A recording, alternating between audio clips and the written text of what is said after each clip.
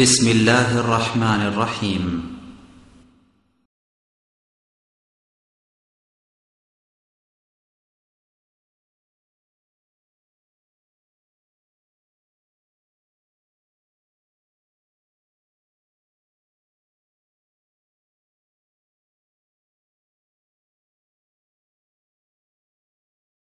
إن الحمد لله نحمده ونستعينه من يهده الله فلا مضل له ومن يضلل فلا هادي له وأشهد أن لا إله إلا الله وحده لا شريك له وأشهد أن محمدا عبده ورسوله أما بعد فإن خير الحديث كتاب الله وخير الهدى هدى محمد صلى الله عليه وسلم وشر الأمور محدثاتها وكل محدثة بدعة وكل بدعة ضلالة وكل ضلالة في النار. أعوذ بالله من الشيطان الرجيم. يا بني لا تشرك بالله إن الشرك لظلم عظيم. يا بني أقيم الصلاة وأمر بالمعروف وانهى عن المنكر.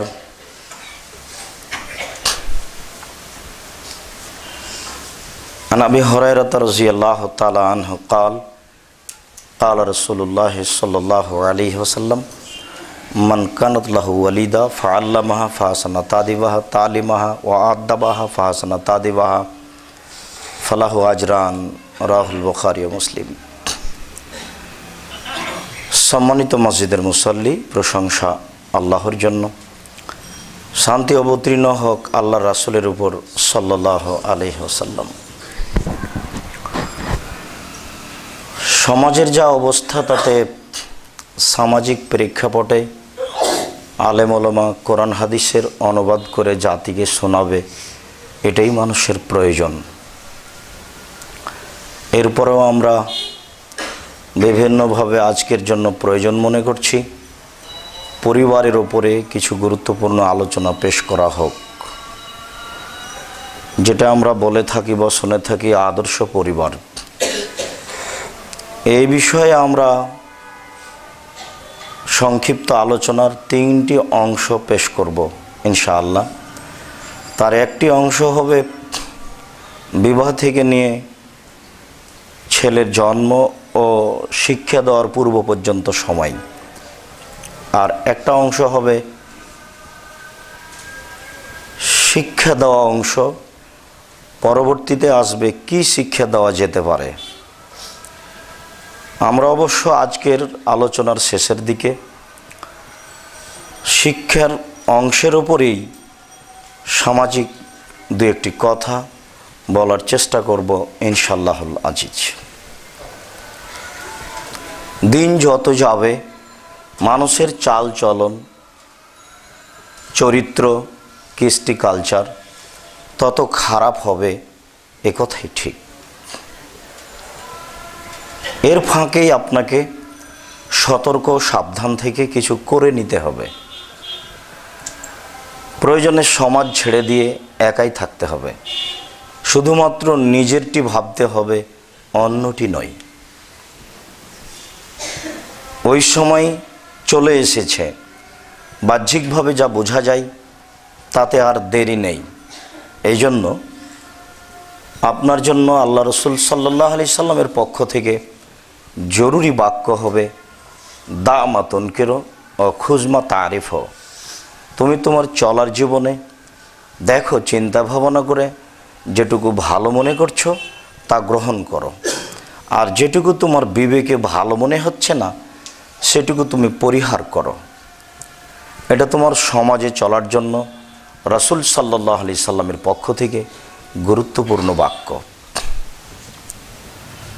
তবে তিনি এ অংশে আরও বলেছেন যে আলজেম লেসানাক, পরিস্থিতি জটিল হলে মুখ বন্ধ রাখিও, ও আলজেম বাইতাক, শুধুমাত্র বাড়িতে থাকিও, অখোজ নাফসাক, শুধুমাত্র নিজেকে বাঁচায়ও, ওয়াই কুমল আওয়াম্মা, জনসাধারণ থেকে বেঁচে থাকিও। এই বাক্যগুলির সারমর্ম কত গুরুত্বপূর্ণ এবং কত ব্যাপক তা হয়তোবা আমাদের বিদ্যা বুদ্ধির অভাবে আপনাদেরকে পূর্ণ বুঝাতে পারছি না। তবে বাক্যগুলি কিয়ামত পর্যন্ত যা ঘটবে, সামাজিক পরিস্থিতি, এর উপরে তিনি সতর্কবাণী পেশ করে গেছেন। এই বাক্যগুলিকে নিয়ে চিন্তা ভাবনা করে চললে হয়তোবা আমরা পরিবেশ পরিস্থিতি যতই জটিল হোক একটা সুন্দর পথ পাবো ইনশাআল্লাহ। এক শ্রেণীর মানুষ নিজেকে বাঁচাতে পারবে যে কোনো পরিবেশ পরিস্থিতিতে, এ ব্যাপারে তিনি কিছু গুরুত্বপূর্ণ কথা পেশ করে গেছেন। পরবর্তীতে যদি কোনো মানুষ চায় যে তার চেয়ে আমার পরিকল্পনা সুন্দর, তাহলে তা হবে অগ্রহণীয়। তিনি যা বলেছেন সেটাই হবে চূড়ান্ত। আজকের জন্য পরিবারের উপরে সংক্ষিপ্ত গুরুত্বপূর্ণ তথ্যবহল বিবরণ পেশ করতে গিয়ে আমরা সর্বপ্রথমে লোকমান হিকিমের কিছু গুরুত্বপূর্ণ কথা পেশ করি, যা আল্লাহ তাআলা বলেন।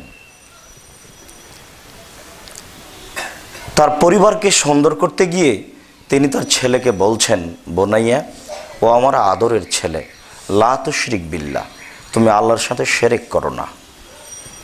ইন্না শিরকা লাযুলমুন আযীম, নিশ্চয় শিরক সবচেয়ে বড় অপরাধ।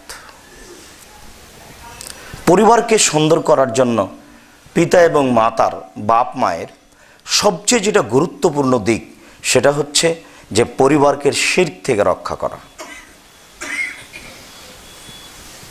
পরিস্থিতি অবশ্য এমনটা হয়ে যাবে যে শিরক কি জিনিস তা মানুষ বুঝতে চাইবে না, বুঝার প্রয়োজন মনে করবে না।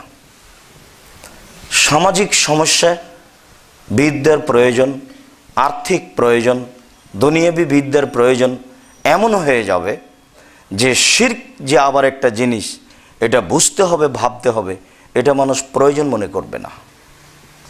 সে কারণেই এর উপরে বেশি গুরুত্ব দেওয়া হয়েছে। আর আমরা আগে থেকে জানি যে শিরক করলেই আল্লাহকে অপমান করা হয়, তার সমকক্ষ কাউকে করা হয় এবং অতীতের পাপ, অতীতের নেকি নষ্ট হয়ে যায়। চতুর্দিকে লক্ষ্য করে লোকমান হিকিম তার ছেলেকে বলছেন, আব্বু, তুমি শিরক করো না, শিরক সবচেয়ে বড় অপরাধ। হয়তোবা আপনার জীবনে এমন কোনো সময় এসেছে কিনা তা আমি জানি না, আর আসলেই বা আপনি আপনার পরিবারকে কিভাবে কন্ট্রোল করবেন, রক্ষা করবেন, তা আপনি ভাবছেন কি না সেটাও জানি না। হয়তোবা ভাবলে আপনি মনে করবেন আমি তো কোনো বাঁচার পথ দেখি না। কেননা স্কুলের ক্লাসের প্রারম্ভের সূচনায় যা পড়া হয় তা রবি ঠাকুরের গান।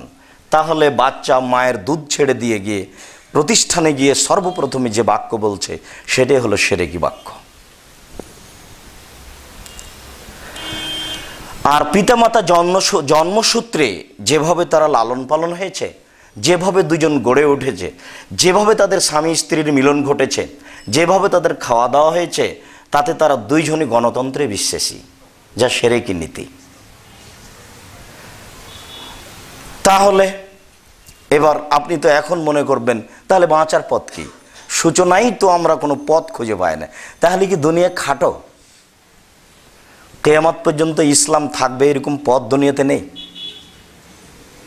এটাও তো কথা ঠিক নয়। আছে অবশ্যই, আপনি চেষ্টা করেন না, চেষ্টা করলে হবে অবশ্যই। পৃথিবীতে যে গণতন্ত্র শিরকি প্রথা সবচেয়ে ন্যাক্কারজনক, নোংরা, জঘন্য, বর্বর, অসভ্য নীতি, যেটা আপনাকে আমি এদেশের মাটিতে 20 বছর থেকে বলে আসছি, যেটা আপনি হয়তো বা শোনে তেমন ভাবেন না, শোনা পর্যন্তই শেষ। এর যে বাস্তব কত খারাপ তা আপনি এখন দেখছেন। দেখার পর আপনি ভাবেন কি না তা আমি বুঝি না, যে যদি আপনি ভাবেন বা বুঝেন তাহলে ওখানে যান কি করে? আপনি তো নিজেকেও ঠেকাতে পারেন, নিজেকে বাঁচালেও তো আপনি বাঁচালেন একজনকে এই পথ থেকে, এখান থেকে। একজন মানুষকে হত্যা করলে যত পাপ হয়, সারা পৃথিবীর মানুষকে হত্যা করলে তত পাপ হয়। বলুন তো এই মুসলমানগুলি নিহত হচ্ছে কিভাবে? কে জানে সেটা কিভাবে হয়? লোকমান হাকিম বললেন তার ছেলেকে, আব্বু শিরক করো না, শিরক সবচেয়ে বড় অপরাধ। সুন্দর পরিবার গড়ে তোলার জন্য পিতামাতার 1 নম্বর জরুরি কাজ হচ্ছে তার ছেলে মেয়েকে, পরিবারকে শিরক মুক্ত করতে হবে। কিভাবে করবেন তা আপনি ভাবুন। পথ পৃথিবীতে আছে, এ কথা সত্য। আপনি পৃথিবীকে খাটো মনে করবেন না, আর পৃথিবীকে আপনি অত সংকীর্ণ মনে করিয়েন না যত আপনি ভাবছেন। পৃথিবী অনেক বড়, আর আপনার যেভাবে রুজি হচ্ছে, সবারই রুজি এভাবে হচ্ছে, এ কথাও ঠিক নয়। এ কথাও ঠিক যে মানুষের মরণ যেভাবে মানুষকে খুঁজে, মানুষের রুজি মানুষকে সেভাবে খুঁজে। আপনার জন্য সেই দিন, যেদিন মায়ের পেটে আপনার 43 বয়স হয়েছে, সেদিন আপনার যে রুজি নির্ধারণ করা হয়েছে তা আপনি পাবেনই নিশ্চিত। অযথা ভুল বুঝে একটা ভুল পথে চলছেন। ছেলে মেয়েকে নিয়ে আপনি বিপদে পড়ে গেছেন, এদেরকে কিভাবে কি করা যায়? শিরকযুক্ত বিদ্যায়, শিরকযুক্ত সমাজে ছেলে মেয়েকে সুন্দর করে গড়ে তুলবেন, এটা হয় কি করে? পরের বাক্যে লোকমান হাকিম তার ছেলেকে বলেন, বোনাইয়া আকিমিস সলাত, সলাত আদায় করো। তাহলে পরিবারকে সুন্দর করে গড়ে তোলার জন্য মানুষের জীবনে 2 নম্বর জরুরি কাজ হচ্ছে ছেলে মেয়েকে সলাত আদায়কারী করে গড়ে তুলতে হবে। সবাই সলাত আদায় করবে। 7 বছর বয়স থেকে ছেলে মেয়ে সলাত আদায় করবে। 15 বছর বয়স হয়ে গেছে, নামাজ পড়ে না, তখনও তার পিতা বেঁচে আছে, এ কথা মিথ্যে। ছেলে মেয়ের বয়স 14 বছর 15 বছর, ছেলে মেয়ে নামাজ পড়ে না আর বাপ বেঁচে আছে, এ কথা ঠিক নয়। বিশ্বাস করুন, একাধিকবার বলা কথা আবারও আপনাকে স্মরণ করাচ্ছি যে রাসূল সাল্লাল্লাহু আলাইহি সাল্লাম কোনোদিনও ছেলেটাকে বললেন না যে এই ছেলে তুমি সালাত আদায় করো। শুধুমাত্র আপনাকেই বলছেন যে মুরু আওলাদাকুম বিসসালাত ওয়াহুম আবনাউ সাবঈ সিনিনা। যখন তোমার ছেলের বয়স হবে 7 বছর, তুমি তখন তোমার ছেলেকে সালাত আদায় করতে বলো। এটা রাসূলের আদেশ। ওয়াদরিবুহুম আলাইহিম আবনাউ আশরি সিনিনা, তুমি তাকে পিটিয়ে সালাত আদায় করো যখন তার বয়স 10 বছর। তোমার যদি আদর ফেল করে, তোমার যদি আদর দিয়ে কাজ না হয়, 2 জন স্বামী স্ত্রী খুব আদর দিয়ে বললে আব্বু আম্মু করে, এরপরে হলো না, 10 বছরের আগে বাচ্চাকে মারা যায় না, 10 বছরের পরে প্রয়োজনে পিটাতে হবে, এ কথাই ঠিক। শিক্ষক এই শতাব্দীর যতই বলুক না কেন যে ছেলেকে স্কুলে পিটাতে হবে না, আপনি বিশ্বাস করুন লাঠির চেয়ে বড় শিক্ষক নেই। ও সুন্দর পড়া করে নিয়ে আসবে, তবে আদর দিয়ে কাজ হয়। আদর দিয়ে যদি কাজ না হয় তাহলে তার পরের কাজ হচ্ছে লাঠি। তাই তো আল্লাহ রাসূল বললেন, আল্লেক আসাবাক আলা বাবিক, তুমি তোমার লাঠিটা তোমার দরজায় ঝুলিয়ে রাখো। লাঠি দরজায় ঝুলিয়ে রাখবে মানে, তাহলে স্ত্রী এবং ছেলে মেয়ে দেখবে একটু উলট পালট চললে এটা আছে। তিনি তো বললেন ওই পবিত্র মুখে যে স্ত্রীকে মারো না, স্ত্রীকে কটু কথা বলো না, তিনি আবার লাঠি দরজায় ঝুলিয়ে রাখতে বলেন মানে? তাহলে বোঝা যাচ্ছে যে আদর সব সময় কাজ করে না। আদর দিয়ে সব সময় কাজ হয় না, তবে একটা পর্যায়ে আছে যেটা আদরের প্রয়োজন। আপনার পরিবারকে সুন্দর করার জন্য আপনার জীবনে গুরুত্বপূর্ণ দ্বিতীয় কাজ হচ্ছে ছেলে মেয়েকে, স্ত্রীকে আপনাকে সালাত আদায় করতে হবে। আপনার বিষয়টি আল্লাহ বলেন, অমর আহলাকা বিসসালাত ওয়াসতাবির আলাইহা, তুমি নিজে সালাত আদায় করো এবং পরিবারকে সালাত আদায় করতে বলো। তোমার পরিবারে যে 2-1 জন সদস্য আছে, ছেলে মেয়ে তো আপনার একেবারেই কম।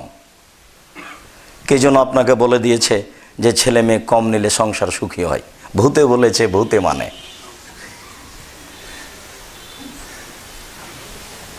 মনে কিছু নেবেন না, আপনি তো শিক্ষিত মানুষ, এটা তো রাসূলের কথা নয়। তাহলে কে বলল? আর আমি তো মুসলিম, আমি তো মানব না। আমি মুসলিম মানে রাসূল সাল্লাল্লাহু আলাইহি ওয়াসাল্লামের কথা আমি মেনে নিয়েছি, তাই তো আমি মুসলিম। আপনাকে যখন বলা হবে আপনার পরিচয়, তখন আপনি বলবেন আমি মুসলিম। তাহলে কেমন হলো কথা? মুসলিম মানে যে মেনে নিয়েছে। আপনার 10-12 ভাই বোনের খাওয়া জুটে আর আপনার ছেলে মেয়ের খাওয়া জুটে না, এ কথা কে বলল?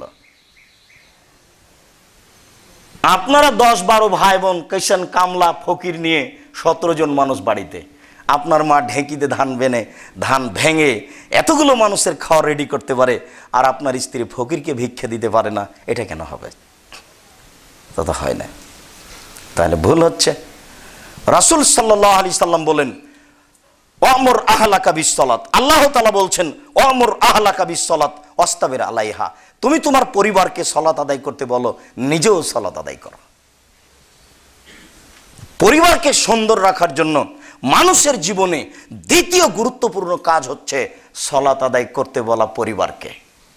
কিভাবে পরিবার সুন্দর হতে পারে? 3, লোকমান হাকিম বলেন ওয়ামুর বিল মারুফ, আব্বু ভালো কাজের আদেশ করো, অনহানিল মুনকার, আব্বু মন্দ কাজের নিষেধ করো। এবার নেন দেখি, আপনি আপনার ছেলেকে কখন বললেন এমনটা? ওই বা কখন বুঝলো ভালো কাজ কোনটা? ওর মাস্টার তো ওকে বলেছে যে অমুক দিন ফুল হাতে করে খাম্বার উপরে দিতে হবে। সেদিন তো আপনাকে বলেছি যে একটা আরবি বাচ্চাকে যদি বলা হয় যে উঁচু জায়গাখানে একটু ফুল রাখো তো, তাহলে আরবি বাচ্চা বলবে লা হাওলা ওয়ালা কুওয়াতা ইল্লা বিল্লাহ, হায় হায় তুমি করেছো কি? আমি উঁচু জায়গায় ফুল রাখবো কেন? একই কথা। আশ্চর্য। আপনার বাচ্চা 4 বছরের বাচ্চা পতাকাকে এইভাবে সম্মান জানাই, এভাবে হাত উঠাই। আচ্ছা ওটা কি? ওটা কি জিনিস? এটা কি কথা? ওটা তো জড় বস্তু। ওটা দিয়ে কি দেখাতে চাচ্ছে? এটা আপনাকে কে শিখালো? এইটা কখন থেকে ভালো কাজ হয়ে গেল? ভালো কাজ তো ছিল আব্বু মানুষকে দেখতে পেলে সালাম দিবা, চিনতে পারো আর না পারো, এটা ভালো কাজ। সাবধান, কারোর সামনে জোরে কথা বলো না। সাবধান, রিক্সাওয়ালাকে উপেক্ষা করে কথা বলো না। মানুষ যেন তোমাকে অহংকারী না ভাবে। ভালো কথা কি হতে পারে তা লোকমান হাকিম পরে তার ছেলেকে আবার বলছেন, সিরিয়াল কয়েকটা আসছে, কিন্তু এখানে তিনি বলছেন আব্বু ভালো কাজের আদেশ করিও। ভালো কাজ কোনটা? এখন পিতা মাতা যদি ভালো কাজই খুঁজে না পাই, তাহলে এটা একটা বড় কঠিন ব্যাপার নাই? অথচ 2 জনই উচ্চ শিক্ষিত মানুষ, কিন্তু ভালো কাজ কোনটা তা খুঁজে পায় না। ভালো কাজ কোনটা? ভালো কাজ হলো আব্বু তোমার চাচা যাচ্ছে, বিদায় দাও, হাতটা সরো, এভাবে বলো টাটা বাই বাই, এই যে ভালো কাজ। মানে কেউ বুঝলো না যে ভালো কাজ কোনটা, এটা ভালো কাজ কি না, এটা কেউ ভাবে না। জন্মসূত্রে পেয়েছে বাপের কাছ থেকে, বেটা পাচ্ছে বাপের কাছ থেকে, এইভাবে চলে আসছে, আর একটা হয়ে গেছে ভালো কাজ। আজীব নীতি। উচ্চ শিক্ষিত মানুষ সংসদ ভবনে নীরবতা পালন করছে, এটা ভালো কাজ? অবাক কথা। কি করে হয়? তো পরিবার সুন্দর হবে কি করে? লোকমান হাকিম বলেন আব্বু ওয়ামুর আহলাকা বিসসালাত, লোকমান হাকিম বলেন ওয়ামুর বিল মারুফ, আব্বু ভালো কাজের আদেশ করো। ভালো কাজ কোনটি? এখানে এই বাক্যে আল্লাহ তাআলা লোকমানের কথা উল্লেখ করে বলছেন যে মারুফ ভালো কাজ। পরে তিনি আরেকটা লাগিয়েছেন অনহানিল মুনকার, আব্বু অপছন্দ কাজ যেগুলো সেগুলো নিষেধ করো। যেখানে তুমি অপছন্দ দেখবে সেখানে তুমি ঠেকাও।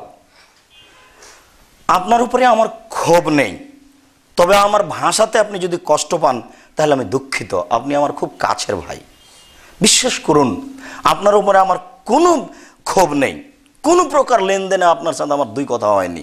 আপনি যে আমার কত কাছের তা আপনাকে আমি বুঝাতে পারি না, কিন্তু আমার বড় দুঃখ, আপনার উপরে বড় ক্ষোভ।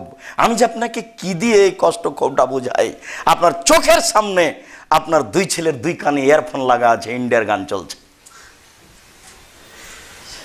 কি করে যে আপনি পিতে, আমি এটা বুঝতে পারি না, আমি নিজেও বুঝি না যে আপনি কি করে পিতে। আপনি খুব ভালোভাবেই জানেন যে আমার ছেলের মোবাইলে সর্ব ধরনের ছবি আছে, পৃথিবীতে সবচেয়ে দ্বিতীয় ন্যাক্কারজনক নোংরা মাধ্যম হচ্ছে মোবাইল। এর চেয়ে ছেলে মেয়েকে ধ্বংস করার দ্বিতীয় মাধ্যম নেই, জাতিকে ধ্বংস করার। আপনার ছেলে আর আপনার মেয়ে আর আপনার স্ত্রী যখন থাকে না, তখন আপনি মোবাইলে প্রেমের গল্প করেন। আর যখন আপনি থাকেন না, তখন আপনার স্ত্রী প্রেমের গল্প করে। আর আপনারা দুজন যখন থাকেন না, তখন আপনার ছেলে মেয়ে করে। বুঝলাম না। লোকমান হাকিম বলছেন, আব্বু অনহা আনিল মুনকার, মন্দ কাজের নিষেধ করো। মন্দ কাজ কোনটি?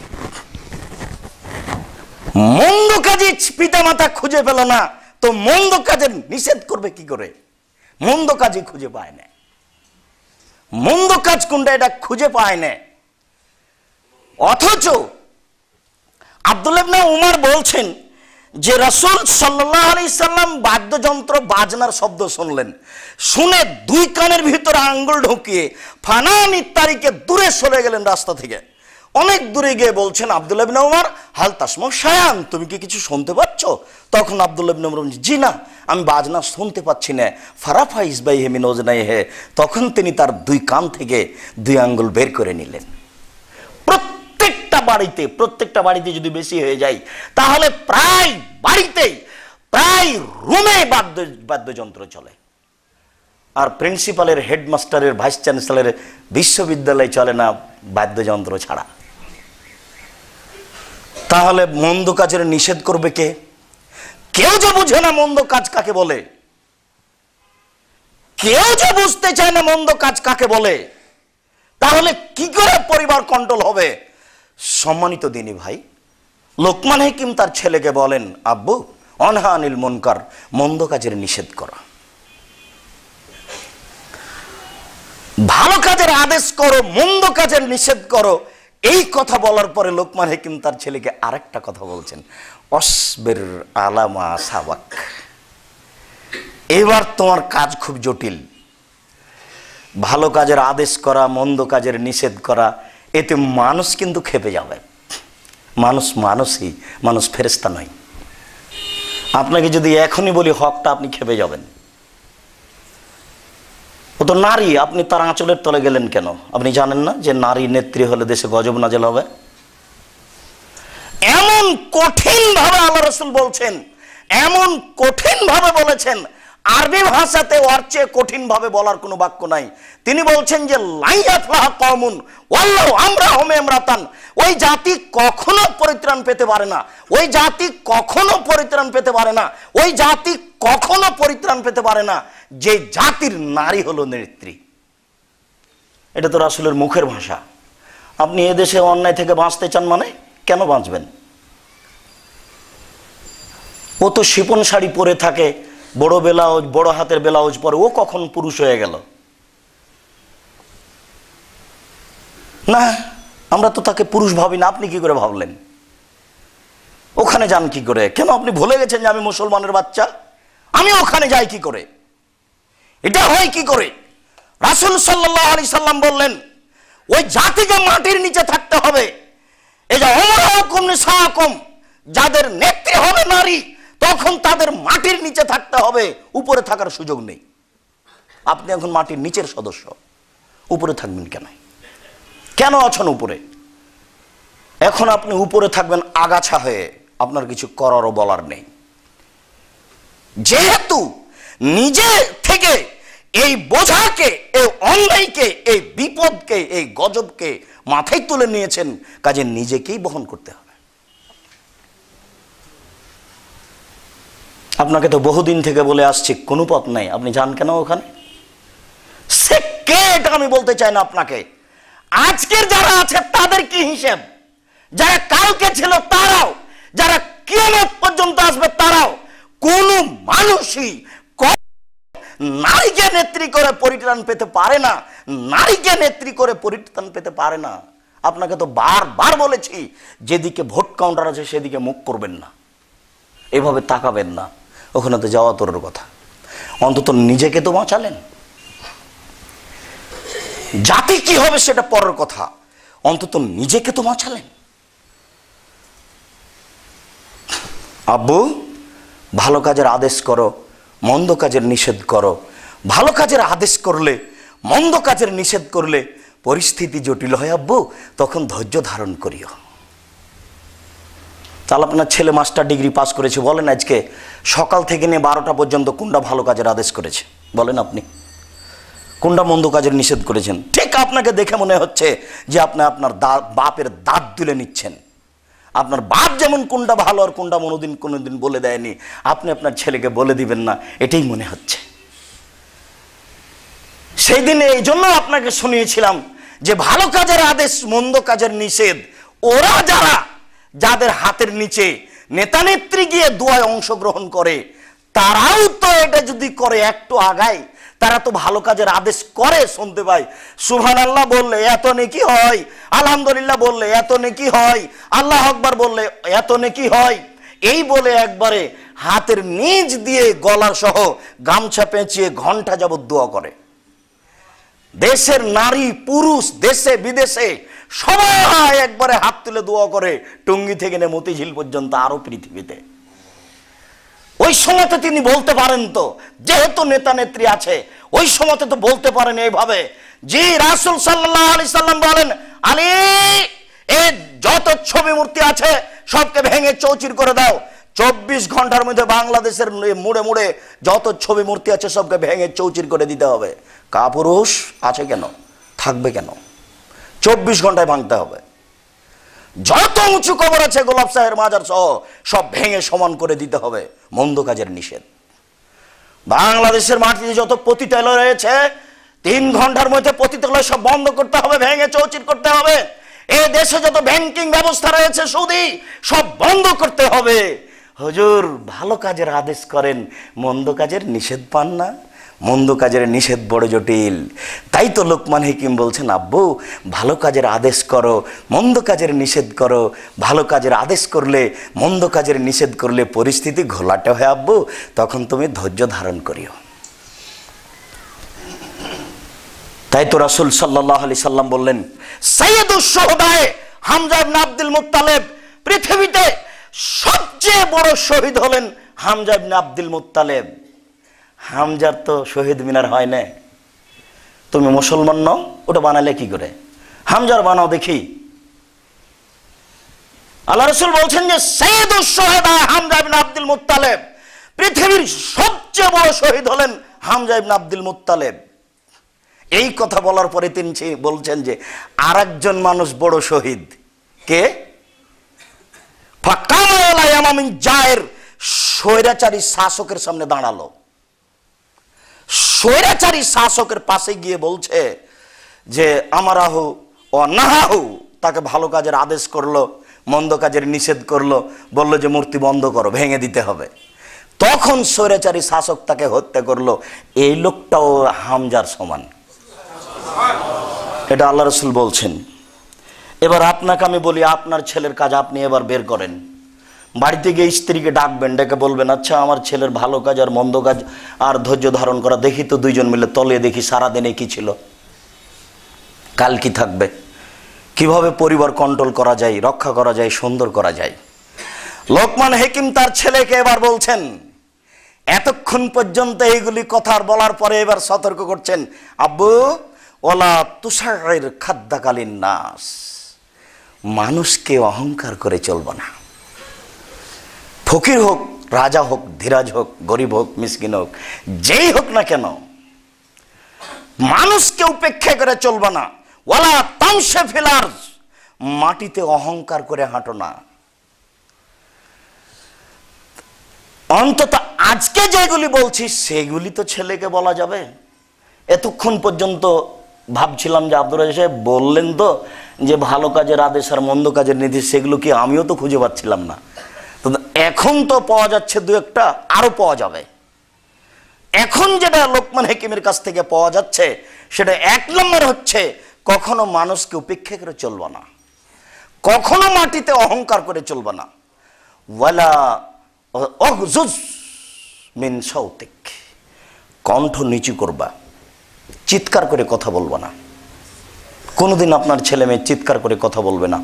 আপনি আপনার পরিবারকে সুন্দর করে আদর্শবান করে গড়ে তোলার চেষ্টা করুন। আল্লাহ তৌফিক দান করুক। আল্লাহুম্মা আমিন। আল্লাহুম্মা সাল্লি আলাইহি ওয়া বারিক আলাইহি। আলহামদুলিল্লাহ ওয়াহদা ওয়াসসালাতু ওয়াসসালামু আলা মান লা নাবিয়্যা বাদা। আবু হুরায়রা রাদিয়াল্লাহু তাআলা আনহু বলেন, রাসূল সাল্লাল্লাহু আলাইহি ওয়াসাল্লাম একরাহুল কালামা বাদাল ইশায়ে একরাহুন নাওমা কাবলাল ইশায়ে। আল্লাহ রাসূল এশার সালাতের পূর্বে ঘুমানোকে ঘৃণা করতেন, এশার সালাতের পরে কথা বলাকে ঘৃণা করতেন। আয়েশা রাদিয়াল্লাহু তাআলা আনহা বলেন, তবে তিনি রাতের কোনো অংশে জেগে আমার সাথে কথা বলতেন আমি জেগে থাকলে। তবে তিনি এশার সালাতের পরে ওমর আবু বকর সিদ্দিক রাদিয়াল্লাহু তাআলা আনহুর সাথে রাষ্ট্রীয় পর্যায়ের প্রয়োজনীয় কথা বলতেন। তিনি আগের বাক্যে বলেন যে এশার সালাতের পূর্বে তিনি ঘুমানোকে ঘৃণা করতেন, এশার সালাতের পরে কথা বলাকে ঘৃণা করতেন। আমি জানি না আপনি আপনার পরিবারের পরে কতটুকু সচেতন। আপনার পরিবারের কোন সদস্য পড়াশোনা ছাড়া এশার পরে কেউ জেগে থাকতে পাবে না। আপনার স্ত্রী রাত 1টার সময়তে টিভি নিয়ে বসে আছে, মানে আপনি কাপুরুষ। ভুল সিদ্ধান্ত। এই পরিবার হবে না। তাকে বুঝান, একাধিক দিন বুঝান। ও যদি না বুঝে তালাক দিতে হবে। এশার সালাতের পরে আপনার ছেলে মেয়ে বাইরে আড্ডা পিটবে, এটা হতে পারে না। এটা ভুল হিসাব। এই পরিবারকে আদর্শ পরিবার করা যাবে না। আদর্শ পরিবারের জন্য আপনার জরুরি কাজ, এশার সালাতের পূর্বে কেউ ঘুমাবে না, এশার সালাতের পরে পড়া ছাড়া কেউ কোনো কথা বলতে পাবে না, কোনো গল্প গুজব চলবে না, আড্ডা পিটা চলবে না, টিভি নিয়ে বসে থাকা যাবে না, কারোর সাথে আড্ডা পিটা যাবে না। অথচ আপনার ছেলে রাত 12টাতে এসে বাড়িতে ঢুকেছে, তখন আপনার স্ত্রী বলছে, আব্বু তোমার জন্য আমি খাদ্য সাজিয়ে রেখেছি শোকেজে, ওই যে উঠে রেখেছি, তুমি একটু খেয়ে নাও। মা বলছে। মা যদি বলতো, এই শোনো, আমি তোমার মা বলছি, 2 বছর যাবৎ তোমাকে দুধ পান করিয়েছি, 5 বছর যাবৎ তোমাকে আমি দুধ পান করিয়েছি, তেল কাজল দিয়ে গোসল দিয়ে লালন পালন করেছি, আমি তোমার মা বলছি, এরপরে যদি আমি তোমাকে কোনদিন এশার সালাতের পরে বাড়িতে ঢুকতে দেখতে পাই, আমি তোমার মা তোমার পিঠের চামড়া তুলে দেব। এই ছেলে মাস্তান নয়, তার মা আর তার বাপ তাকে মাস্তান করেছে। মেয়ে মাস্তান হওয়ার কোনো প্রশ্নই আসে না। মেয়ের জন্মসূত্র গতি হচ্ছে দুর্বল, নারীর জন্মসূত্র গতি হচ্ছে দুর্বল। আপনি তাকে উশৃঙ্খল করেছেন, ও এভাবে চলবে যাবে কেন? এটা তো হতেই পারে না। আনাস রাদিয়াল্লাহু তাআলা আনহু বলেন, রাসূল সাল্লাল্লাহু আলাইহি ওয়াসাল্লাম বলেছেন, মাসালু জালিসিস সাওয়ে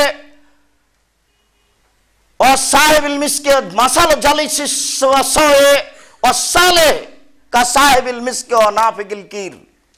ভালো বন্ধুর উদাহরণ আর মন্দ বন্ধুর উদাহরণ কামারের মতো আর আতরওয়ালার মতো।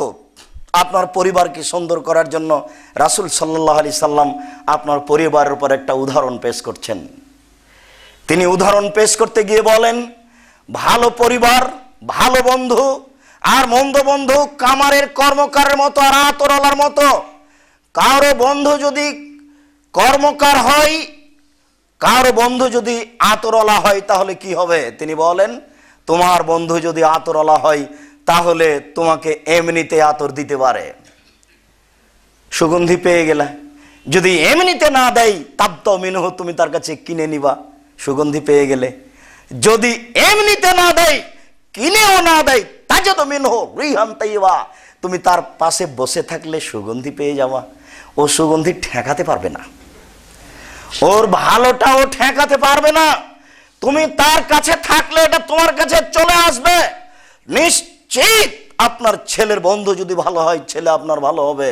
আল্লাহ রাসূল বলছেন, আপনার মেয়ের বান্ধবী ভালো হলে আপনার মেয়ে ভালো হবে। আপনি যে দল করছেন সেই দল যদি রাসূলের হয়, ভালো হয়, তাহলে আপনি ভালো হবেন। আর যদি মন্দ হয়, তাহলে আপনি ভালো হওয়ার কোনো প্রশ্নই আসে না। পরের বাক্যে তিনি বলছেন, কারো বন্ধু যদি কামার হয়, খারাপ হয়, তাহলে হয়তোবা পাশে বসে থাকলে ইউরিকা সেয়াবাকা, কখনো আগুন ছিটকে এসে তোমার কাপড় জ্বালিয়ে দিতে পারে। কামার যদি বন্ধ হয়, কর্মকার পাশে বসে থাকলে কখনো হাপড় ওখান থেকে আগুন ছিটে এসে কাপড় জ্বলে যেতে পারে। যদি কাপড় জ্বলেও না যায়, তাজেদু মিনহু রিহান খাবিসা, ওখানে বসে থাকলে ধোঁয়া তো লাগবে।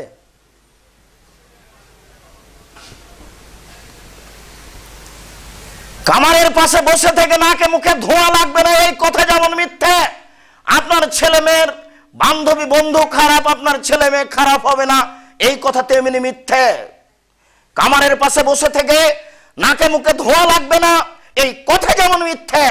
আপনি যে দল করেন সেই দল যদি রাসূলের না হয়, তাহলে তার খারাপ প্রতিক্রিয়া আপনার উপরে আসবে না, এই কথা তেমনি মিথ্যে। এক মায়ের দুই মেয়ে, দুইজনই ইন্টারমিডিয়েট পাস করেছে, বিএ পাস করেছে, তখন দুইজনের মধ্যে খুব ভ্রাতৃত্ব ছিল, এক বোন আর এক বোনকে ছেড়ে যেত না। এখন একজন হচ্ছে বিএনপির স্ত্রী, একজন আওয়ামী লীগের স্ত্রী, আর কথা বলে না। তার মানে এর খারাপ প্রতিক্রিয়া তাদের ভিতরে লেগে গেছে, যাবেই, এটাই গতি। তাই তো দর্জির ছেলে দর্জির গল্প করে, মাস্টারের ছেলে মাস্টারের গল্প করে, ব্যবসায়ীর ছেলে মেয়ে ব্যবসায়ী গল্প করে। বাপ মাকে যেটা করতে দেখে সেটাও ছেলে মেয়ে আপসে বলবে, এটা গতি, এটাই হবে। এই কারণে রাসূল সাল্লাল্লাহু আলাইহি সাল্লাম বলেছেন, কুল্লু মাউলুদিন ইউলাদু আলাল ফিতরা, প্রত্যেকটা ছেলে মেয়ে ইসলামী ধারণ ক্ষমতা নিয়ে জন্মগ্রহণ করে। ফাবুহু ইউহাব্বিদানিহি, তার পিতামাতা তাকে ইহুদি করে দেয়, ইউমাজ্জিসানিহি, তার পিতামাতা তাকে আগুন পূজক করে দেয়, ইনাসরানিহি, তার পিতামাতা তাকে খ্রিস্টান করে দেয়। অর্থাৎ পিতামাতা যেই গতিনীতির, ছেলে ওই গতিনীতির হয়ে যায়। কিন্তু জন্ম নিয়েছিল তাওহীদের উপরে, একাত্মতার উপরে। জন্মসূত্রে সে কোনোদিনই পায়নি যে আমাকে রবি ঠাকুরের গান বলতে হবে, এটা সে জন্মসূত্রে পায়নি, পরে আপনার কাছ থেকে পেল। জন্ম নেওয়ার পরই এইভাবে ফুল চাপাতে হবে উঁচু জায়গায়, এটা জন্মসূত্রে পায়নি, পরে এটা আপনার কাছে পেয়েছে। এই হাদিসের সামাজিক তরজমা রাজশাহী চাঁপাই নবাবগঞ্জের মাসায় যে সঙ্গ দোষে লহা ভাসে, লহা এমনিতে পানির উপরে ভাসবে না, যদি লহা কোনো কাঠের সাথে লাগিয়ে দেন তাহলে কাঠের সাথে লহাও ভাসবে। এ হাদিসের স্বাভাবিক তরজমা হলো সঙ্গ দোষে লহা ভাসে। বাপ যেমন বেটা তেমন, মা যেমন বেটি তেমন, এই কথাটাই এ হাদিসের সারমর্ম। সম্মানিত মসজিদের মুসল্লি আবু হুরায়রা রাদিয়াল্লাহু তাআলা আনহু বলেন, রাসূল সাল্লাল্লাহু আলাইহি ওয়াসাল্লাম বলেছেন, মান কানাত লাহু ওয়ালিদা ফাআল্লামা ফাসানা তালিমাহা ওয়াদাবাহা ফাসানা তাদিবাহা, কারো যদি একটা কাজের মেয়ে থাকে, তাকে যদি শিখিয়ে দেয়, সুন্দর শিখিয়ে দেয়, শিষ্টাচার শিখিয়ে দেয়, সুন্দর শিষ্টাচার শিখিয়ে দেয়, তাহলে তার জন্য ডবল নেকি হবে। কাজের মেয়েকে শিখিয়ে দিতে হবে, সুন্দর শিখিয়ে দিতে হবে, তাহলে সব শিক্ষা সুন্দর নয়। কাজের মেয়েকে শিষ্টাচার শিখাতে হবে, সুন্দর শিষ্টাচার শিখিয়ে দিতে হবে, তাহলে সব শিষ্টাচার সুন্দর নয়। সিলেকশন হলো নির্বাচন পদ্ধতিতে রাসূলের আদর্শ, রাসূলের শিষ্টাচার, আর ইলেকশন হলো মানুষের বানানো নীতি। এই দুটো এক হতে পারে না। আপনার এলাকার, আপনার এদেশের সবচেয়ে সুন্দর, সচেতন, হুঁশিয়ার, বুদ্ধিমান, দেখতে টকটকে ঝকঝকে ছেলে অক্সফোর্ড থেকে পড়ে এসেছে, খুব সতেজ ব্রেনের ছেলে, এই ছেলেটা পেয়েছে 399টি ভোট, আর আপনার পাড়ার একটা ম্যাথর পেয়েছে 400টি ভোট। কে নেতা হবে? ম্যাথর হবে। দেখি এবার আপনি ঠেকান আদর্শকে, কি করে হতে পারে? রাসূল সাল্লাল্লাহু আলাইহি ওয়াসাল্লাম বলেন, মান কানাত লাহু ওয়ালিদা, কারো যদি কাজের মেয়ে থাকে, ফাআল্লামাহা ফাসানা তালিমাহা, শিখিয়ে দিল, সুন্দর শিখিয়ে দিল। সব শিক্ষা সুন্দর নয়, এই ব্যাপারে আমরা সময়ে বিস্তারিত বিবরণ করব, বিবরণ পেশ করব ইনশাআল্লাহ। এই পর্যায়ে আপনার জন্য এতটুকু কথা যে সব শিক্ষা সুন্দর নয়, এই জন্যই রাসূল সাল্লাল্লাহু আলাইহি সাল্লাম দিন রাত একটা বাক্য বলতেন, আল্লাহুম্মা ইন্নী আউযুবিকা মিন ইলমিন লা ইয়ানফা। আল্লাহ, আমি ওই বিদ্যা চাই না যে বিদ্যা উপকার করে না। আল্লাহ, আমি ওই বিদ্যা চাই না যে বিদ্যা উপকার করে না। আল্লাহ আমি ওই বিদ্যা চাই না যে বিদ্যা উপকার করে না। তাহলে আপনি যে আপনার ছেলে মেয়েকে যে বিদ্যা দিচ্ছেন পরিবারকে সুন্দর করার জন্য, সেই বিদ্যাতে সে উপকৃত হচ্ছে কিনা, যদি না হয় তাহলে ভুল হচ্ছে। আর উপকৃত হচ্ছে কিনা এই বোধগম্য থাকতে হবে, এই বোধোদয় অন্তত পিতার থাকতে হবে যেটা ঠিক হচ্ছে কিনা। বিশ্বাস করুন, ওই কথাটা আপনাকে আবার ফিরিয়ে বলি, কখনো কোনো দিন ছেলে মেয়ে কি করে খাবে এটা ভাবিয়েন না। ছেলে মেয়েকে সুন্দর করে গড়ে তুলতে হবে, এটাই আমার জীবনের সব টাকা পয়সা। ছেলে মেয়েকে সুন্দর বিদ্যা দিতে হবে, এটাই আমার জীবনের সফলতা। ছেলে মেয়ে সুন্দর শিক্ষা অর্জন করবে আর আমি দুনিয়া থেকে চলে যাব, বাস কোটি টাকা ইনকাম। ছেলে মেয়ে কিছুই বুঝলো না সুন্দর কাকে বলে, ভালো কাকে বলে, আপনি কোটি কোটি টাকা ইনকাম করলেন, এটা আপনার লাভবান কাজ হয়নি, এটা আপনার সুন্দর কাজ হয়নি। এর ফল আপনি পাবেন না কুফল ছাড়া। সুন্দর শিষ্টাচার শিখিয়ে দিল, সুন্দর শিষ্টাচার শিখিয়ে দিল। বিশ্বাস করুন, সব শিষ্টাচার সুন্দর নয়। নখে মেহেদি দিতে হবে, এটা রাসূলের শিষ্টাচার। আপনার মেয়ের নখে নেইল পালিশ দেওয়া আছে, এটা ইহুদি খ্রিস্টানদের পতিতালয়ের মেয়েদের শিষ্টাচার। নখে মেহেদি দিতে হবে, এটা রাসূলের শিষ্টাচার। নখে নেইল পালিশ দিতে হবে, এটা ইহুদি খ্রিস্টানদের পতিতালয়ের শিষ্টাচার। কপালে টিপ দিতে হবে, এটা হিন্দুদের শিষ্টাচার। হিন্দু মেয়েকে বিবাহ করার 10টি পদ্ধতি আছে, তার একটি পদ্ধতি হলো রাক্ষসী বিবাহ। মেয়ের বাপ বিবাহ দিবে না, ছেলে ভেবেছে তাকে বিবাহ করবই যে কোনো মূল্যে, যদি তার কপালে টিপ দিয়ে দিতে পারে তাহলে তার সাথে বিবাহ হয়ে গেল, এর নাম রাক্ষসী বিবাহ। ওই টিপ, কপালে টিপ দেওয়া হিন্দুদের পক্ষ থেকে এসেছে, যেটা সেজে আপনার মেয়ে নর্তকী হয়ে ঘুরে বেড়াচ্ছে। চোখে পড়েনি আপনার? একদিনও দেখা যায় না নাকি? দেখা যায় তো মনে হয়।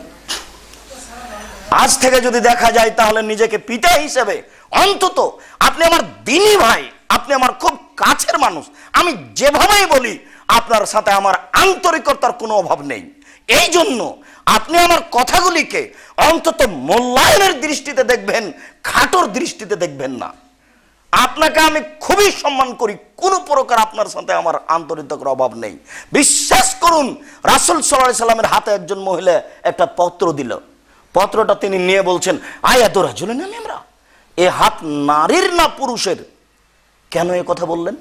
ওই হাতের নখে মেহেদি দেওয়া ছিল না, তাই তিনি ওই নারীর হাতের তীব্র নিন্দা করলেন। তাহলে বোঝা যাচ্ছে যে নারীকে হাতে এবং পায়ের নখে মেহেদি লাগাতে হবে, এটা তার একটা জীবনের জরুরি কাজ। এটাই নারীর আদর্শ, একটা জরুরি আদর্শ। ওই সব কিছু লাগাতে হবে তাকে যা দেখতে পাওয়া যায়। এই জন্য বিউটি পার্লারে যা কিছু পাওয়া যায়, যদি হারাম বস্তু না হয় তাহলে আপনার স্ত্রী ব্যবহার করতে পাবে, এই কথাই ঠিক, কিন্তু ওখানে ঢুকতে পাবে না, ওখানে ঢোকা যাবে না, ওখানে গিয়ে মাথার কাপড় নামাতে পাবে না, ওখানে খোলামেলা দাঁড়াতে পাবে না। ওইগুলো নিয়ে এসে বাড়িতে ব্যবহার করবে। আর পুরুষ ওই সব জিনিস ব্যবহার করবে যেগুলো দেখতে পাওয়া যায় না, গন্ধ পাওয়া যায়, তাহলে আতর। আর ও ওই সব জিনিস ব্যবহার করবে যেগুলি দেখতে পাওয়া যায়, গন্ধ পাওয়া যায় না। তাকে সুন্দরী হয়ে সেজে গুজে থাকতে হবে, একাধিক সহিহ হাদিস। তাকে সাজসজ্জা গ্রহণ করে থাকতে হবে, একাধিক সহিহ হাদিস। এটাই আদর্শ ইসলামের, এটাই নীতি, যেটা ভুল পদ্ধতিতে ব্যবহার হচ্ছে। তাই রাজশাহী চাঁপাইনবাবগঞ্জে একটা ভাষা আছে যে লিপলে পুছলে হয় বাড়ি আর সাজালে কুজালে হয় নারী। ওকে সাজিয়েই রাখতে হবে, এটা ঠিক। এই জন্য আল্লাহ রাসূল বলেছেন যে বাহিরে যদি কোনো নারীকে দেখো আর তোমার অন্তরে যদি কিছু জাগে যে মেয়েটা এরকম, তাহলে তুমি তোমার স্ত্রীর কাছে যাও। কেন? ওর কাছে যা আছে তোমার স্ত্রীর কাছে তাই আছে, দুইজনই সমান সমান। এবার রাস্তায় দেখেছেন খুব সুন্দরী, বাড়িতে যদি এসে দেখেন কালি মেখে আছে, তাহলে রাস্তাটা আরো বেশি হয়ে যাবে, না কমে। তাহলে সাজিয়ে রাখতে হবে, এ কথাই ঠিক। তাকে আদর্শ অনুযায়ী, ইসলামী আদর্শ অনুযায়ী সুন্দর করে রাখতে হবে, এ কথাই ঠিক।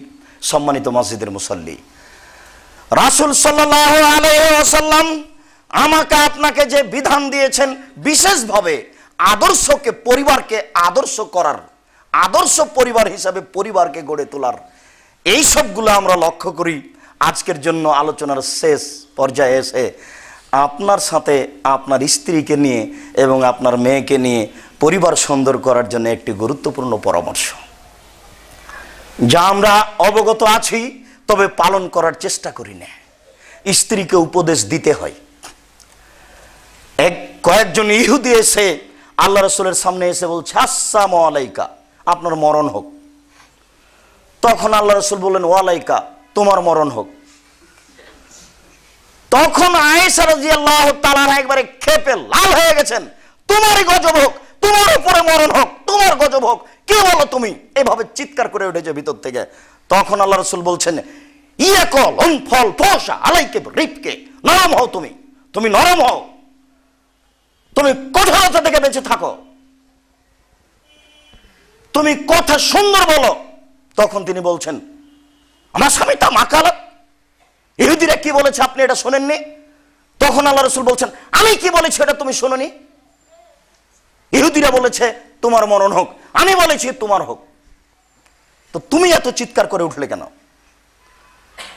তুমি এত চিৎকার করে উঠলে? তখন আয়েশা বলছেন যে ওরা কি বলেছে আপনি শোনেননি, না আমি কি বলেছি তুমি শোনোনি? তাহলে স্ত্রীকে উপদেশ দিতে হবে, স্ত্রী যতই শিক্ষিতা হোক। আপনি বিশ্বাস করুন, কিয়ামত পর্যন্ত আয়েশার চেয়ে উচ্চ শিক্ষিতা নারী, বুদ্ধিমতী নারী আর হবে না। তিনি বলেছেন, কামলা মিনার জালে কাসির অলাম একমল মিনের নিসা ইল্লা সালাসা, বহু পুরুষই বড় বড় মর্যাদা লাভ করেছে, বড় বড় জান্নাত পাবে, কিন্তু নারীরা বড় বড় জান্নাত পাবে না মাত্র তিনজন। একজন এমরাত ফেরাউন, ফেরাউনের স্ত্রী আসিয়া, আরেকজন বিনতে ইমরান, ইমরানের মা ঈসা আলাইহিস সালামের বিনতে ইমরান, ইমরানের মেয়ে ঈসা আলাইহিস সালামের মা। এরপরে তিনি বলছেন, ফাজলু আয়েশা আলা সাইরিন নিসায়ে কাফালিস সারিদে আলা সাইরি তমেন, আয়েশার সম্মান পৃথিবীতে সকল নারীর উপরে, সারিদ খাদ্য যেমন ভালো সকল খাদ্যের উপরে, গোস্তের ঝোলে রুটি ভিজালে তাকে সারিদ বলা হয়। আল্লাহ রাসূল বলছেন, খাদ্যের জগতে সবচেয়ে সুন্দর খাদ্য হলো সারিদ, গোস্তের ঝোলে রুটি ভিজিয়ে খাওয়া হলো সবচেয়ে সুন্দর খাদ্য। এটা যেমন খাদ্যের জগতে সবচেয়ে ভালো খাদ্য, নারীর জগতে সবচেয়ে দামি নারী হচ্ছেন আয়েশা রাদিয়াল্লাহু তাআলা আনহা, আদম থেকে নিয়ে হাওয়া থেকে নিয়ে কিয়ামত পর্যন্ত। এরপর আল্লাহ রাসূল আয়েশাকে উপদেশ দিচ্ছেন, আয়েশাকে বলছেন যে তুমি নরম হও, তুমি ঠান্ডা হও। দুইজনের মধ্যে কথা কাটাকাটি হতো কোনো সময়, একদিন খুব কথা কাটাকাটি হচ্ছে দুইজনের মধ্যে। ইতিমধ্যে আবু বকর সিদ্দিক রাদিয়াল্লাহু তাআলা বাড়িতে ঢুকেছেন, কথা শুনে একবারে ছুটে গেছেন মেয়েকে মারবেন, হাত উঠিয়েছে। তখন আল্লাহ রাসূল বলছেন, না না, ও তো অন্য বিষয়ে কথা চলছিল। তখন তিনি হাতটা নামিয়ে নিলেন, এরপরে বাড়ি থেকে বের হয়ে বাইরে চলে গেলেন। তখন তিনি বলছেন, দেখলে আমি তোমাকে কিভাবে বাঁচালাম, তোমার আজ হয়েছিল, আজকে তোমার পিতা তোমাদের দিত। জামাইয়ের সামনে মেয়েকে মারবেন, ছুটে চলে গেলেন। এটা আপনার স্ত্রীকে নিয়ে আপনাকে একটা পরামর্শ দিচ্ছিলাম। এবার আলোচনার শেষে এসে আপনার মেয়ের ব্যাপারে আপনাকে একটা পরামর্শ দিই। দেখুন, এখনই বুঝতে পারলাম যে আয়েশা দুনিয়াতে সবচেয়ে সম্মানী শিক্ষিতা নারী, বুদ্ধিমতী নারী। রাসূল সাল্লাল্লাহু আলাইহি সাল্লাম এক যুদ্ধ থেকে, সফর থেকে আসছিলেন, এক জায়গাতে অবস্থান করলেন, বুখারীর হাদিস। অবস্থান করতে গিয়ে আয়েশা রাদিয়াল্লাহু তাআলার হার হারিয়ে গেল, হার আর খুঁজে পাওয়া যায় না। সবসময় তিনি গলায় হার ব্যবহার করতেন, এটা বোঝা যায়। গয়না পরে থাকতে হবে নারীকে, এটাও বোঝা যায়। তবে হার স্বর্ণের না হয়ে রূপার হোক, হীরা মুক্তা মানিক্যর হোক, এটাই ঠিক। স্বর্ণ থেকে নারীকে বেঁচে থাকা ভালো, এটাই ঠিক। আদর্শ পরিবারে এ ব্যাপারে বিস্তারিত বিবরণ পেশ করা আছে। বলছিলাম, হার হারিয়ে গেল, খুঁজে পাওয়া যায় না। ওখানে পানি নেই, মানুষ অজু করতে পারে না, সালাত আদায় করতে পারে না, মানুষ বড় বিপদে, কোনোটাই হয় না, যেতেও পারে না, সালাত আদায় করতে পারে না। ইতিমধ্যে আবু বকর সিদ্দিক রাদিয়াল্লাহু তাআলা আনহুর কাছে জনগণ উপস্থিত হলো। উপস্থিত হয়ে বলছে, হাল তাআলা মা সানাত বিনত, আপনি কি জানেন আপনার মেয়ে কি ঘটিয়েছে? ঘটনা সম্পর্কে তিনি অবগত নন, অথচ এক জায়গাতে আছেন। কি হয়েছে? ওই যে আপনার মেয়ে হার হারিয়েছে, এখন আর খুঁজে পাওয়া যায় না। এই কথা শুনে একবারে পিতে খেপে উঠেছেন। পিতে কিন্তু আবু বকর সিদ্দিক রাদিয়াল্লাহু তাআলা। খেপে উঠে আয়েশা রাদিয়াল্লাহু তাআলা তার নিজস্ব বিবরণ পেশ করছেন। ওই সময়তে আল্লাহ রাসূল, আমার স্বামী, আমার উরু রানের উপরে মাথা দিয়ে ঘুমাতেন। স্ত্রীকে, স্বামীকে খুব ভালোবাসতে হয়। মসজিদের মহিলা মুসাল্লি, আপনি হয়তো মনে করবেন এটা কতদূর আমরা তো এমনটা করি না। এটা ভুল হচ্ছে যে আপনার এই স্বামী আপনাকে মাঝে মধ্যে আপনার মুখে একটু খেজুর তুলে দিবে, বিস্কুট মুখে তুলে দিবে, এটা হওয়া উচিত। তাহলে সাদকার সমান নেকি হবে। মাঝে মধ্যে আপনার এই স্বামী আপনাকে বলবে চলো যাই আজকে দৌড়ের পাল্লা। 10তলা বিল্ডিংয়ে বাড়িতে থাকেন, কোথায় দৌড়াবেন? উপরে যাবেন, নাহলে রাত 12টার সময়তে নিচে নামবেন। সম্মানিত মসজিদের মুসাল্লি, আয়েশা রাদিয়াল্লাহু তাআলা আনহার নিজস্ব বিবরণ, উনি বলছেন আল্লাহ রাসূল আমার উরু রানের ওপরে মাথা দিয়ে ওই সময় ঘুমিয়েছিলেন। আবু বকর সিদ্দিক রাগ করে আমার পাশে আসলেন, ওয়ালা কাজানি লাকসাতান শাদীদা, আমার কোমরের উপরে খুব জোরে কয়েকটা কিল মারলেন। যদি আমার উরু রানের উপরে আমার স্বামী মাথা দিয়ে ঘুমিয়ে না থাকতেন তাহলে তার মায়ের কারণে আমি দূরে সরে যেতাম। যখন তিনি মারলেন তখন আমি নিজেকে শক্ত করে আটকে রেখেছিলাম যাতে করে আল্লাহ রাসূলের ঘুম ভেঙে না যায়। আমি আপনাকে বুখারী মুসলিমের অত্র বিবরণে পেশ করতে চাচ্ছি যে আপনার মনে রাখা ভালো হবে, পৃথিবীতে সবচেয়ে বড় মানুষ হিসেবে মানুষ হলেন আবু বকর সিদ্দিক রাদিয়াল্লাহু তাআলা আনহু। এত ভদ্র মানুষ, এত সম্মানী মানুষ, এত সচেতন মানুষ হিসেবে কিয়ামত পর্যন্ত আর কেউ হবে না, অতীতে কেউ হয়নি। নবী রাসূল জনগণ নির্বিশেষে সবচেয়ে সম্মানী মানুষ হলেন মুহাম্মদ সাল্লাল্লাহু আলাইহি ওয়াসাল্লাম। আর নারীর মধ্যে মা হাওয়া থেকে নিয়ে কিয়ামত পর্যন্ত সবচেয়ে বুদ্ধিমতী শিক্ষিত নারী হলেন আয়েশা রাদিয়াল্লাহু তাআলা আনহা। এবার তিনজনে এক জায়গায়। আবু বকর সিদ্দিক তার মেয়েকে মেরে দিলেন দিন দুপুরে খোলা মাঠে, প্রায় 1400 মানুষের সামনে হাত দিয়ে মেরে দিলেন। সবচেয়ে বড় মানুষে মারলেন, সবচেয়ে বড় মানুষের সামনে মারলেন, সবচেয়ে বড় নারীকে মারলেন, খোলা মাঠে মারলেন, প্রায় 1400 মানুষের সামনে মারলেন, হাত দিয়ে মারলেন। সবচেয়ে বড় মানুষে মারলেন, সবচেয়ে বড় মানুষের সামনে মারলেন, সবচেয়ে বড় নারীকে মারলেন, হাত দিয়ে মারলেন, খোলা মাঠে মারলেন, যুবতী মেয়েকে মারলেন, জামাইয়ের সামনে মারলেন খোলা মাঠে। এত বড় বাপে এত বড় বেটিকে খোলা মাঠে 1400 মানুষের সামনে এইভাবে মেরে দিলেন। আর আপনার মেয়েটা ক্লাস 10-এ পড়ে, ল্যাংটা হয়ে নগ্ন হয়ে ঘুরে বেড়াই, আপনি তাকে ধমক দিতে ইতস্ত করেন। আপনি আবার বাপ, আপনার মতো কাপুরুষ বাপ অন্তত পরিবার সুন্দর করার জন্য আমরা যাই না। আল্লাহ আপনাকে সঠিক বুঝার তৌফিক দান করুক, আল্লাহুম্মা আমিন। বুখারী মুসলিমের এই হাদিস থেকে আপনি শিক্ষা নেবেন বলে আশাবাদী। বিশ্বাস করুন, মেয়ে কোনোদিন বাপের কাছে বড় হয় না, ও 7 ছেলের মা হলেও। আর পিতা মেয়েকে যে কোনো সময় মেরে দিবে, জামাই থাকার যেই থাক না কেন। এই সময় যদি জামাই রাগ করে, জামাই মূর্খ, তাকে জেনে নিতে হবে আমার শ্বশুর আমার স্ত্রীকে যে কোনো সময় মারতে পারে। খোলা মাঠে মারলেন দুনিয়াতে সবচেয়ে বড় মানুষ, খোলা মাঠে দিন দুপুরে। প্রায় 1400 মানুষ আছে ওখানে, 2-1টা মানুষ নেই।